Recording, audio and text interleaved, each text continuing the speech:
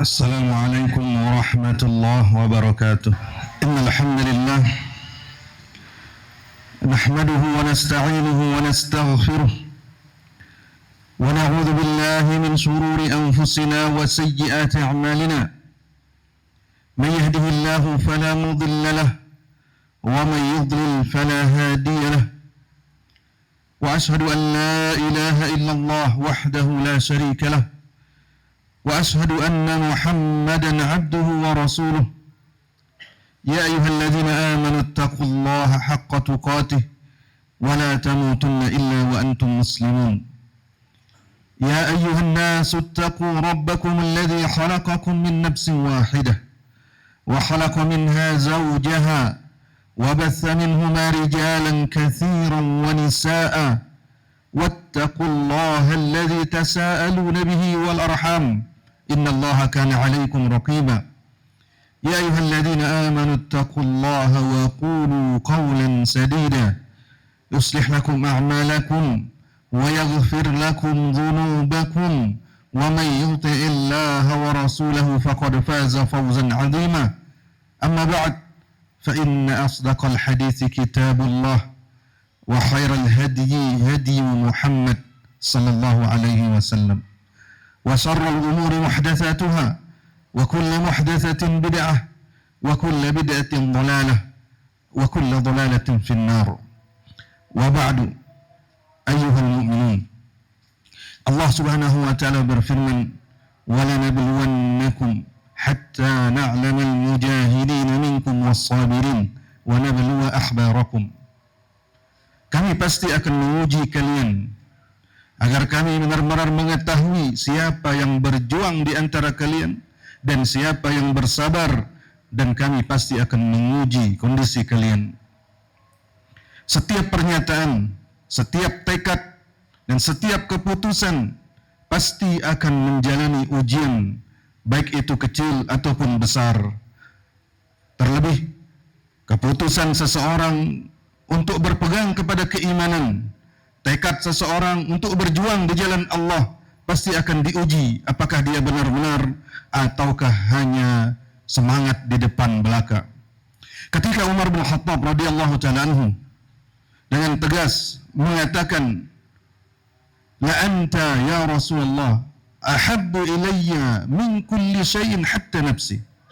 Wahai Rasulullah, Anda ini benar-benar lebih aku cintai dari apapun, bahkan melebihi cintaku kepada diriku sendiri. Sungguhnya Anda lebih aku cintai.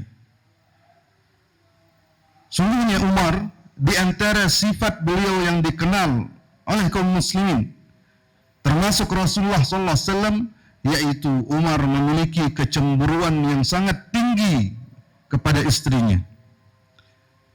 Suatu saat, sebagian sahabat mendapati istri Umar bin Khattab radhiyallahu ta'ala anhu pulang dari masjid, yaitu salat berjamaah.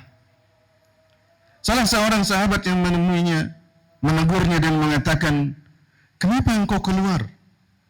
Bukankah engkau tahu bagaimana cemburunya Umar?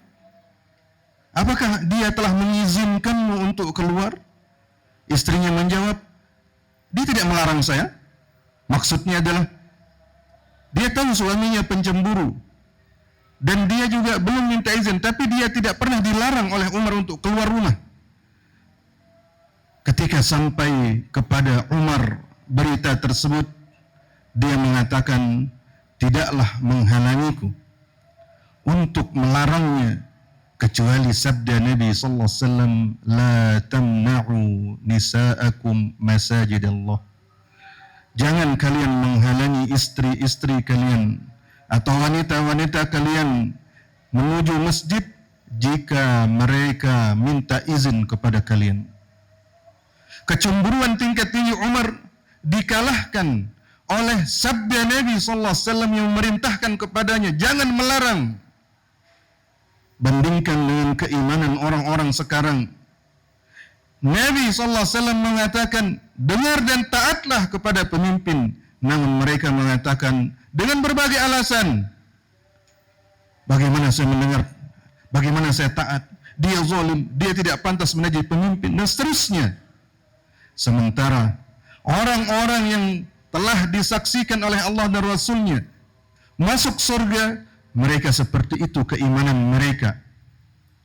Meskipun apa yang mereka dengar berupa berita, bahkan mereka saksikan dengan mata mereka, itu dikalahkan oleh sabda Nabi SAW. Disebutkan dalam satu riwayat, ketika para sahabat di bawah pimpinan Ali bin Abi Thalib radhiyallahu taala anhu memerangi orang-orang Khawarij. Ketika pasukan Ali telah mendekat, salah seorang sahabat yang ikut perang di dalam pasukan Ali, dia menyaksikan kenyataan dan fakta bahwa orang-orang Khawarij yang akan diperanginya ini kondisinya adalah orang-orang yang sedang membaca Al-Quran. Suara mereka mendengung karena bacaan Al-Quran mereka. Dahi mereka, tangan mereka, kaki mereka tampak bekas-bekas mereka rajin salat. Sehingga di situ dia diuji sahabat ini. Sehingga dia turun dari kudanya. Dia lepaskan senjatanya dan baju besinya. Kemudian dia salat dan minta petunjuk kepada Allah. Bagaimana saya akan memerangi orang-orang seperti ini? Yang dalam mata, nampak pada mata saya, mereka rajin ibadah. Lalu datang Ali bin Abi Thalib. Yakinlah. Kenapa engkau ragu? Sesungguhnya aku mendengar Rasulullah SAW bersabda bahwa nanti di tengah mereka akan ada satu orang yang memiliki ciri di lengannya terdapat tahi lalat yang seperti puting yang dikelilingi bulu-bulu. Sahabat ini berkata, apakah engkau mendengar hadis ini dari Rasulullah SAW? Ali menjawab, ya, saya mendengarnya. Kemudian datang berita pertama, wahai Ali, mereka telah menyeberangi sungai. Karena mereka terhalang oleh sungai. Ali mengatakan, tidak mungkin. Datang berita kedua, ya Ali, mereka telah melewati sungai. Ali menjawab, tidak mungkin, karena Rasulullah SAW memberitahuku, kita akan memerangi mereka di seberang sungai. Lalu berita ketiga datang, mereka mengatakan, berita yang ketiga ini, wahai Ali, mereka kembali ke tempat mereka. Lalu Ali memerangi mereka. Lalu Ali mencari orang-orang yang dimaksud oleh Nabi SAW, dan mereka, orang ini ditemukan di bawah jenazah yang banyak di tepi sungai, dan persis seperti yang dikatakan oleh Nabi SAW, di lengannya ada tahi lalat, sehingga kaum muslimin bertakbir, sampai Ali bin Abi Thalib bersujud, yang menunjukkan keimanan mereka, yang membuat mereka tidak ragu, meskipun apa yang mereka lihat, itu belum mereka merasa menemukan seperti apa yang disabdakan oleh Nabi SAW, tapi mereka yakin dengan keimanan mereka, sabda Nabi SAW pasti benar. Aqulu qawli hadza wa astaghfirullah li wa lakum.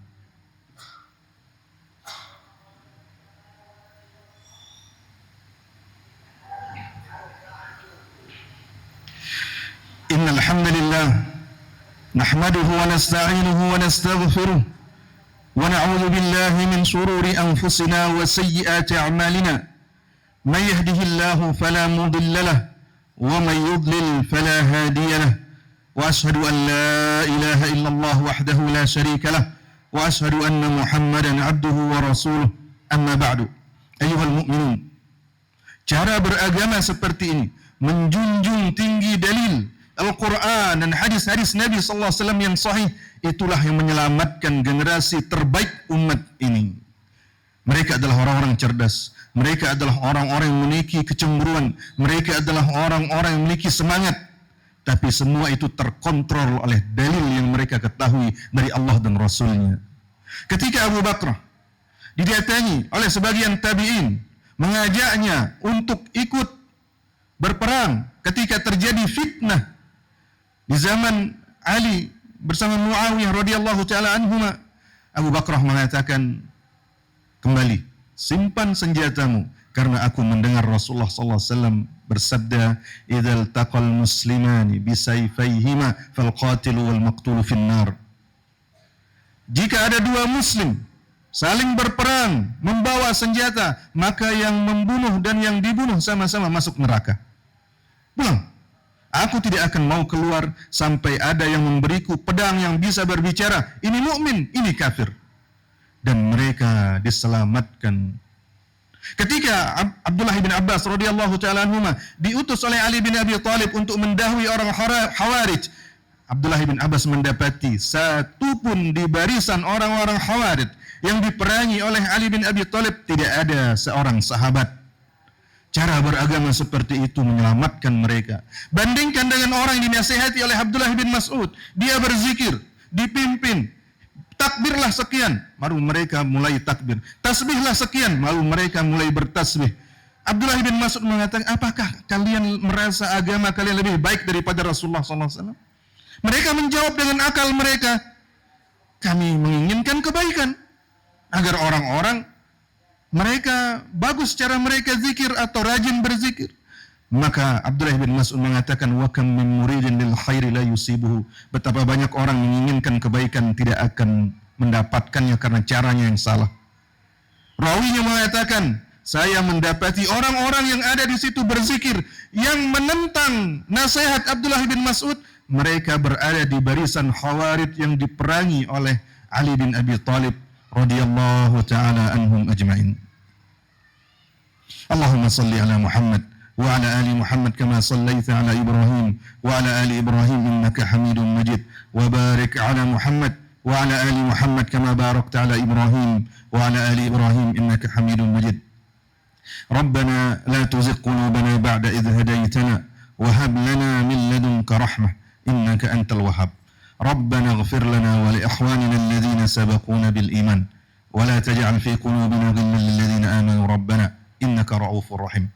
اللهم أصلح أحوال بلادنا، اللهم أصلح أحوال ولاة أمورنا ووفقهم لكل ما تحب وترضى وارزقهم بطانة صالحة وقهم بطانة السوء يا رب العالمين. وصلى الله على نبينا محمد وعلى آله وصحبه وسلم وآخر دعوانا أن الحمد لله رب العالمين.